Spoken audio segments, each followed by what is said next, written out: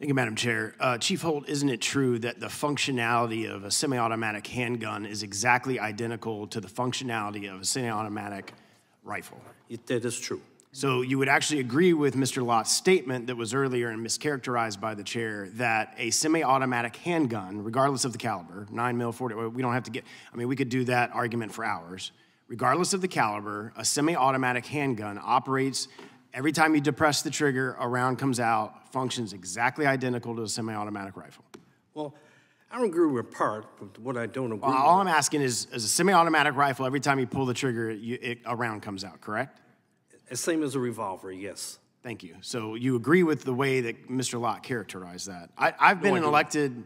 I'm sorry? No, I do not agree with. I think what he was characterizing... No, a semi-automatic rifle and a semi-automatic handgun function exactly the same. Every time you depress the trigger, a round comes out of the chamber. Is that correct? As well as a revolver and a single-shot gun. Thank you. So I've been in elected leadership for 12 years. And when I first got elected in 2010 in the State House, Sandy Hook happened shortly after I was in the State House.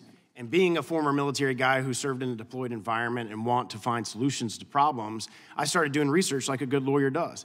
And I saw that in Florida at the time, all of these shootings that were occurring nationwide were happening in gun-free zones, especially in schools, where you have those perpetrators who want to go in and kill as many defenseless children as possible are going to go to a place where they know that people aren't armed. And at the time in Florida, we didn't have school resource officers in every single one of our elementary schools.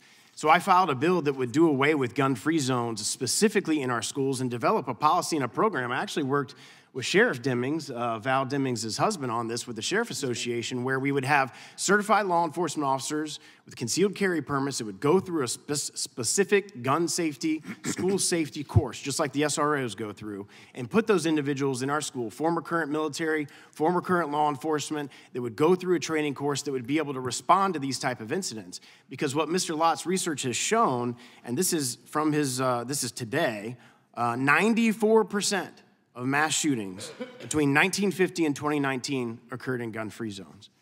That is a fact. Sandy Hook's a gun-free zone. Pulse nightclub was a gun-free zone. Parkland was a gun-free zone. The FSU shooting that we had in Florida was a gun-free zone. And Uvalde was a gun-free zone. And regardless of, we will never get evil people out of this world. And regardless of what tool they're using to accomplish the evil they intend on accomplishing, by not having somebody there who is properly trained, who is armed to be able to respond to these type of atrocities, is what is putting all of our children in these horrible situations.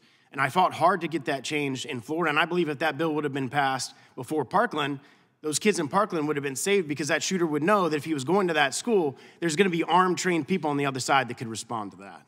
So I wanna thank, and I'll yield the remainder of time to Mr. Lott to comment specifically on the gun-free zones and through acts of Congress of what we've done to make gun-free zones a target for these perpetrators who know that when they walk into a school grounds, there's not gonna be anybody there that's gonna be able to respond in a timely manner. And in Florida, and in my district, average response time's 2 to 4 minutes, depending on where law enforcement is. And we all know how quickly the travesties of this evil can occur in such a short period of time by not having somebody armed and trained and able to respond.